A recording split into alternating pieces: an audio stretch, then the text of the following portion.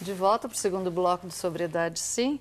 Hoje nós estamos com a presença do vereador de Hortolândia, o Cleuser Marques de Lima, o John Lennon. O pessoal votou no John Lennon ou no Cleuser?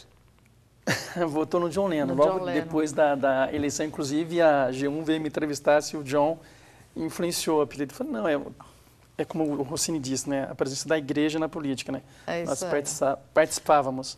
Legal.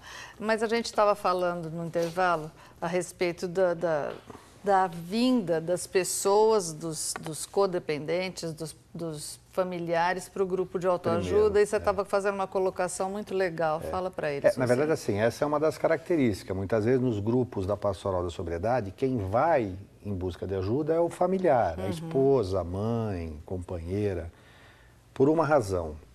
Muitas vezes, quem sente primeiro ou percebe as consequências da dependência não é o próprio dependente, é a família, as pessoas com quem ele convive. Mais próximas. Né? Mais próximas, que começa a perceber mudança de comportamento, às vezes agressividade, né, que sente as consequências da ausência, às vezes furto de pequenas coisas dentro de casa, até o mau cheiro, porque às vezes o dependente, como já foi várias vezes, ele perde o cuidado pessoal de higiene, né? Então, às vezes, ele fica sem tomar banho, é mau cheiro. Isso acaba incomodando. Então, na busca de uma solução para aquilo, muitas vezes, quem dá o primeiro passo em direção a buscar ajuda é o familiar. E a Pastoral da Sobriedade está preparada para isso, né? Porque desde o acolhimento, e quando você começa, e o John Lennon fala assim, nas partilhas, as pessoas começam a entender melhor o que é o problema dela mesma, às vezes ela se reconhece, se identifica com algumas compulsões, e ela começa a buscar, a partir do que ela ouve nas salas e partilha, assim, forma de entender, compreender e saber como agir em casa. Então, a proposta da Pastoral da Sobriedade não é só cuidar do dependente, né? Porque não adianta só cuidar dele, às vezes a família adoece junto e você tem que tratar a família também. É verdade. Mas eu acho que é importante a gente salientar que Hortolândia é uma cidade, assim, modelo para nós, né?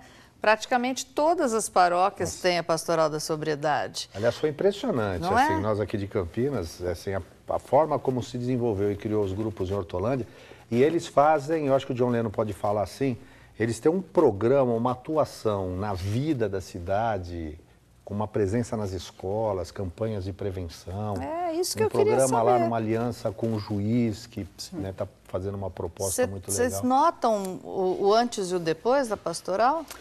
Sim, é muito interessante porque é óbvio que não é... A gente no Brasil tem mania de trabalhar patologia, né? A gente não trabalha prevenção, mas quando você tem já a questão da doença, só como exemplo, quando nós caminhamos algumas pessoas, a própria rede que tinha essa dificuldade, ainda tem, hoje, com um outro dependente de álcool que nos procurou, eles já reconhecem isso. Então você percebe isso na própria rede do Poder Executivo, da Prefeitura, que atende, que conhece, que sabe quem é a Pastoral da Sobriedade, como ela atua.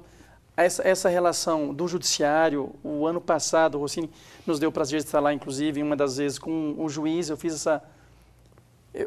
propus essa unidade entre o Judiciário, o Legislativo e o Executivo, e após isso o juiz nos chamou para fazer um debate, para construir um projeto coletivo. Então você percebe hoje um reconhecimento da Pastoral da Sobriedade na cidade de Hortolândia. Que legal. Muito interessante isso, muito bom mesmo. E na paróquia, por exemplo, tem um impacto positivo. Lá hoje, na nossa paróquia, e levou as outras paróquias também a começar a discutir isso, a nossa nós não temos mais bebida alcoólica. O vinho e o quentão em festa junina e julina é sem álcool, e a cerveja não tem mais. Então, foi um resultado positivo, impacto da Pastoral de Sobriedade.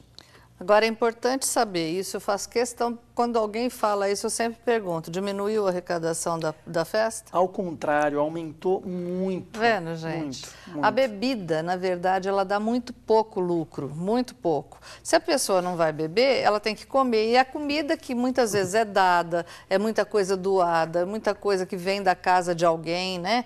Então, o lucro é muito maior. Não pensem que vão perder o lucro, não, porque, na verdade, o lucro é maior. Porque a discussão era exatamente essa, Mônica, a preocupação dos leigos que participavam, que participam, seja na nossa ou em outras, de que vai diminuir o lucro. Pelo contrário, na nossa paróquia e em todas as demais. Fora, sem contar o maior lucro, que é da pessoa poder ir participar de uma festa sadia com a sua família, com crianças, com gente mais idosa, enfim, todo mundo brincando e se divertindo sem problema. Eu acho que só tem a ganhar. Agora, uma outra coisa que eu queria entender, queria te perguntar, é o seguinte: a gente tem as frentes da Pastoral da Sobriedade, uma delas é a atuação política. Você já pensava nisso antes de participar da Pastoral da Sobriedade, não?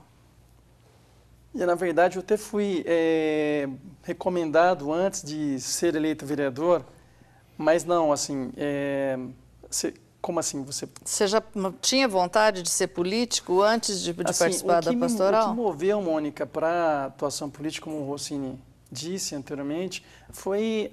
Eu vim de SEBs, né, de comunidades eclesiais de base, das pastorais de juventude. Então, assim, isso partiu a partir de 2004. 2004 para trás, não. Então, a igreja, por si só, ela me motivou na presença. Então, a nossa igreja lá teve 2, 3, 4 candidatos. Infelizmente, somente eu fui eleito. Mas, com certeza, foi a igreja que me influenciou muito. E eu acho muito interessante agora o Papa Francisco fazer todas essas recomendações da presença do cristão na política. Muito interessante. O senhor não imaginava, né, Dom, que a coisa fosse tomando esse rumo, né?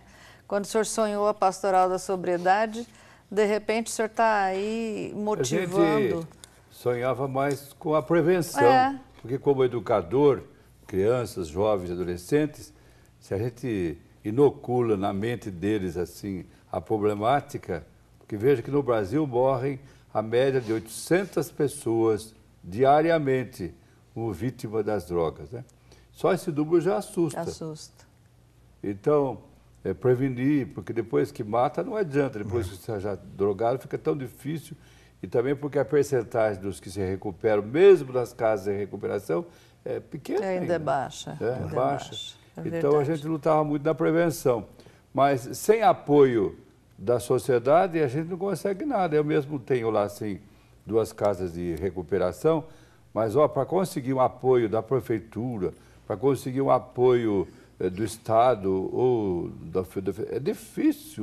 Precisa tantos papéis, tantas vezes que eu vou até o gabinete do prefeito e falta isso e falta aquilo. Agora, qualquer epidemia aí tem um recurso, né? Sem dúvida. A dengue, por exemplo, assim, quantas pessoas que estão trabalhando por conta da prefeitura, por conta do Estado, porque é um perigo, mas a droga mata muito mais do que o mosquito. Não tem dúvida, não tem dúvida. Também porque o mosquito nenhum resiste dentro da garrafa de pinga. Né?